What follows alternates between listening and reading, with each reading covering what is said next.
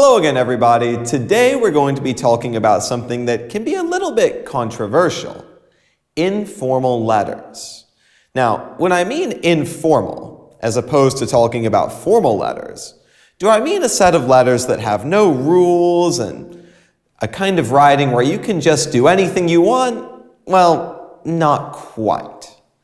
When we say an informal letter in English, what we really mean is that we are writing to someone whom we know, or we are writing to someone whom we are familiar with. Now, in this case, informal typically means friendly, but it doesn't mean anything like oversimplified or simple or even full of slang. So, informal letters can be written for a variety of purposes, really to do just about everything that formal letters can do, but let's go over a few of these just to make sure that we know them. First, we can present or ask for information, or even invite people to do things with us, or accept invitations from other people. We can also congratulate or give good or bad news. Also, we can ask for or give advice, and even, unfortunately, sometimes we have to apologize to people we know very well, and we will use informal letters to do this. In the exam writing task, and this is very, very crucial, you will be given all of the necessary information and you will be given all of the points that you need to discuss in your letter. Now, this means that you should do something very, very carefully, and that is read the exam task. They will tell you everything that you should include, well, really that you must include in your letter. And you should also read the task carefully to see whether or not you should include personal information, like addresses, names, contact information, or if you may just begin your letter with Dear Mr. or with Dear Person. In this case, probably your friend if it's an informal letter. So, let's look at the formulations for writing an informal letter, such as one that you may receive on the exam. In this example, you may see that the structure or the plan of the letter is given, and at the end you find any info that you should start the letter with, i.e. names, addresses, etc. So, let's examine this together. First, in writing task A, you need to write a letter introducing yourself to and your family to your pen pal using the plan below. In the first paragraph, you need to include, well, the general introduction, and we'll talk about how to form this a little bit later. You need to include greetings, your full name, your age, what you look like, where you live, your general information. Here in the main body, the next paragraph, you need to discuss your family, their names, ages, jobs, what they look like, generally providing information. And in your last paragraph, you need to invite your friend to reply to you, invite them to write back, and also include any closing remarks. Now, at the end, they say write a letter of at least 100 words and do not include any dates or addresses. If you see this, and you do write names and addresses, it will be marked as incorrect. Now, in task B, we have a similar task, but let's look at it a little bit more closely. In task B, you need to write a letter to your pen pal describing your usual workday using the plan provided. First, in the introduction, you need to include a greeting and some words about how your usual day is. Moving on to the second and third paragraphs, in the main body of the sentence, you should include details about your morning and afternoon activities, as well as your evening activities in the third paragraph, just generally describing a usual day. In the fourth paragraph, you're going to include how you feel about your daily routine, as well as any closing remarks and ending with your signature or your closing. Now, also, it's written that you should write a letter of at least 100 words, And they also say, do not include any personal information, such as names or addresses. However, in this topic, in this prompt, in this task, you have something additional. Here, we say, start your letter with, Dear John, in your letter, you asked me about my usual day. Here, again, it is crucial that you read the task, because if they tell you to begin your letter with this statement, then you must begin your letter with this statement, or else it will again be marked incorrect. Now, you have one more type of writing task that you can expect to see, what we'll call writing task C. Now, here, the structure of the letter that you must write is not given, but you will have clues about what must be included provided to you in the task. Now, you should see some information highlighted on your screen as we review this task. So let's look at what this looks like more in detail. In writing task C, you've received a letter from your pen pal in which he or she wrote that he or she has been playing volleyball for years. Now, he or she has decided to start judo. You need to write him or her in a letter in which you explain, first, whether or not you support his or her decision to take up one more sport and why, what kinds of sports are popular with your friends, and whether or not you watch any sports or do any sports commonly. At the end, we say, write a letter of at least 100 words and do not use any personal info. Now, earlier, I mentioned this phrase, don't use any personal info. And here, it works exactly the same way. If they say do not include any personal info, then you should not include an address or a date or anything like that at the top. You should simply begin your letter with, hello, John, or Dear Maria, or even hi. If you start your informal letter with Dear and the first name of the person to whom you are writing, again, followed by a comma, Dear John, comma, then you should be consistent and use a closing statement also with a comma. Now, if you need to write the address and the date, then put it in the top right corner of the page. However, I would like to bring your attention to the fact that you should only write your address. However, if they say not to write any personal information, then you should omit what is marked on your screen now in the diagram you should be looking at as 1, 2, and 3. If they say do not include any information like names or addresses, then you do not need what is at the top of the page. You should only write, Dear John. So we've talked a little bit about how to format our informal letters, but informal letters also require the use of informal English. And how do we create informal English? Well, as you may have already guessed, it's exactly the opposite of formal English. So let's look at this in a little bit more detail. First, we create informal English by the use of informal vocabulary. Now, this means that instead of the word receive, we may use the word get. Or instead of think, we may say guess.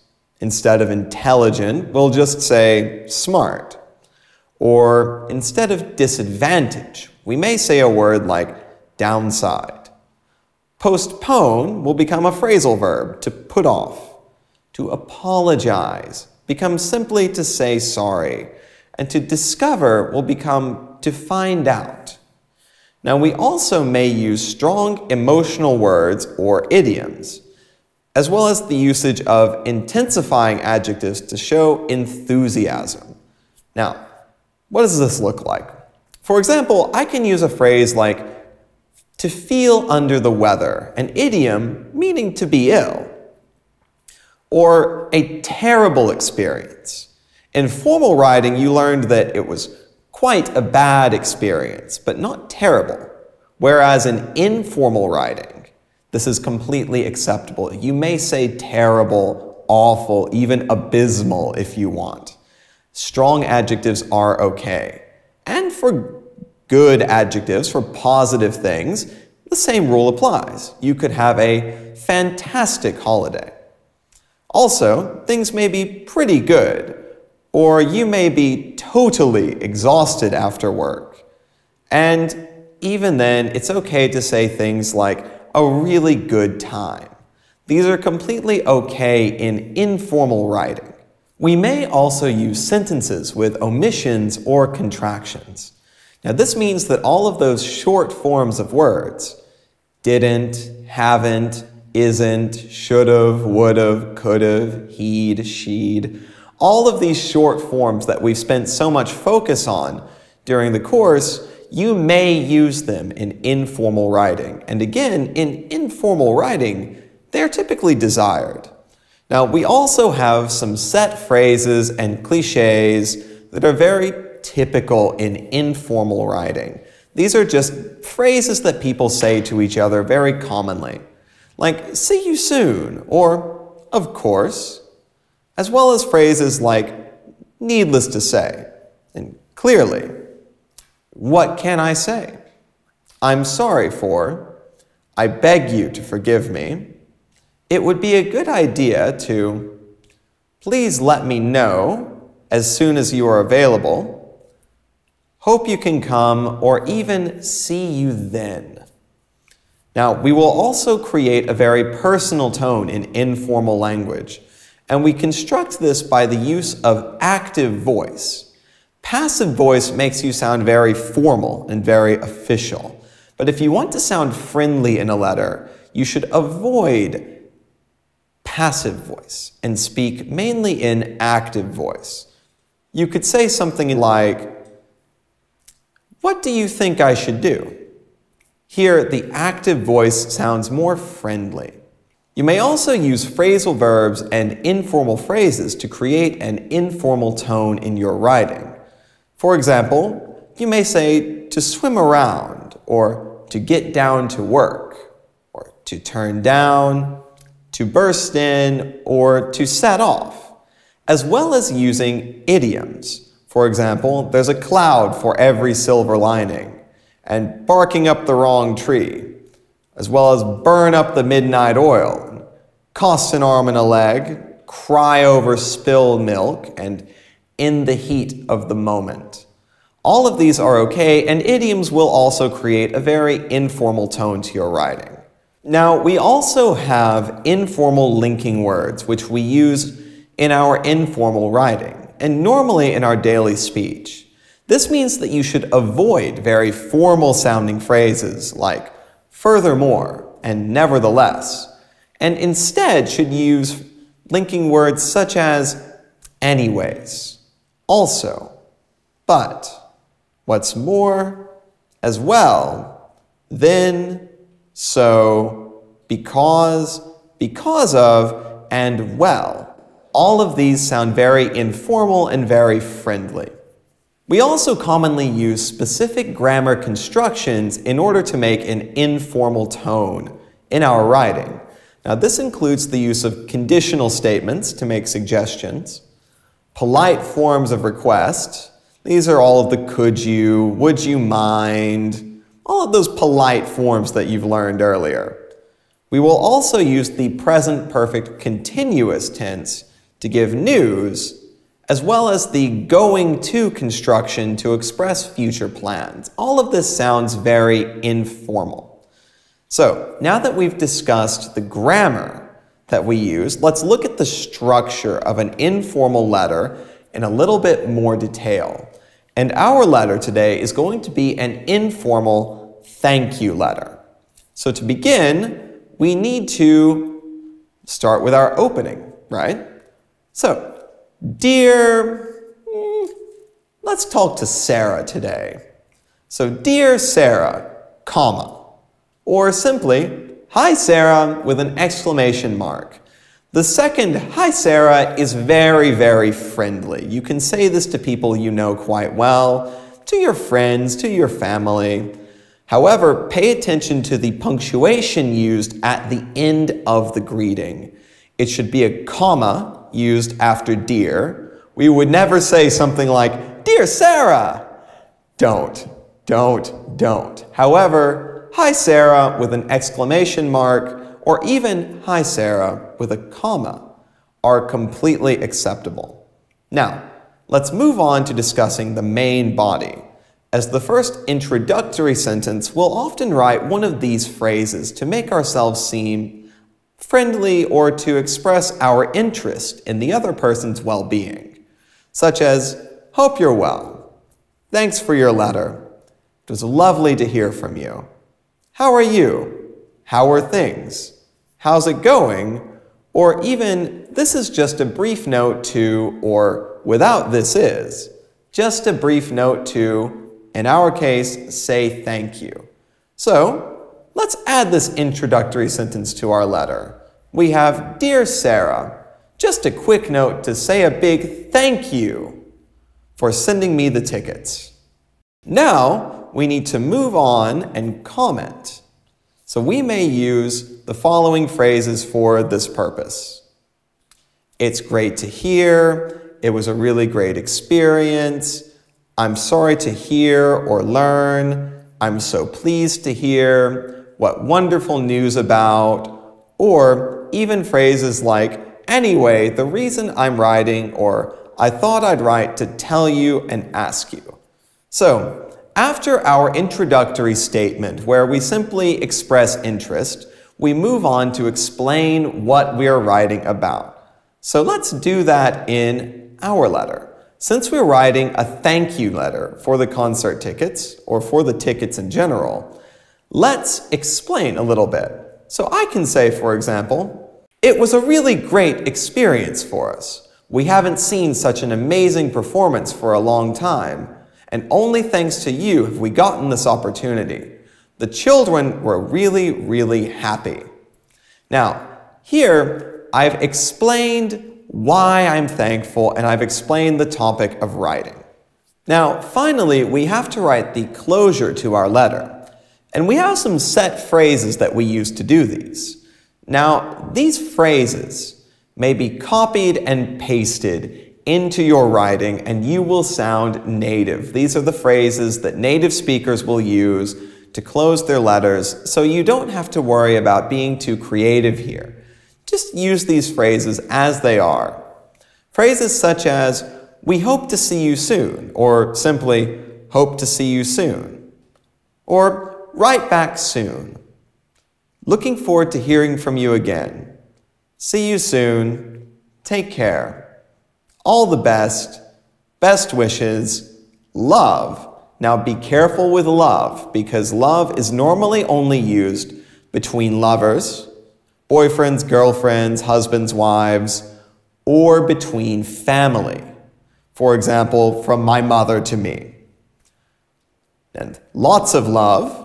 Now again, lots of love, however, is never sent between lovers, and it is only sent between family. My mother often ends her letters to me with lots of love, as does my father. And perhaps the simplest, "yours," followed by a comma. So, let's write the closure to our letter. Because we are happy and excited about the prospect of seeing Sarah again, what I'll say is, "We hope to see you soon. Yours, Chris." Now, that's it for today. Review this lesson a couple times and try writing your own informal letter using the tips provided in this lesson. Besides the letter that we've written together, you can find another additional letter, one refusing an offer or refusing an invitation, attached to this lesson. Another recommendation that I would personally make to you is to practice writing both informal and formal letters for the same purpose. For example, expressing thanks or refusing an offer. Try to write the same letter for both situations so that you may see how formal and informal language differ. So that's it for today. Review this lesson, and I will see you in the next video. you.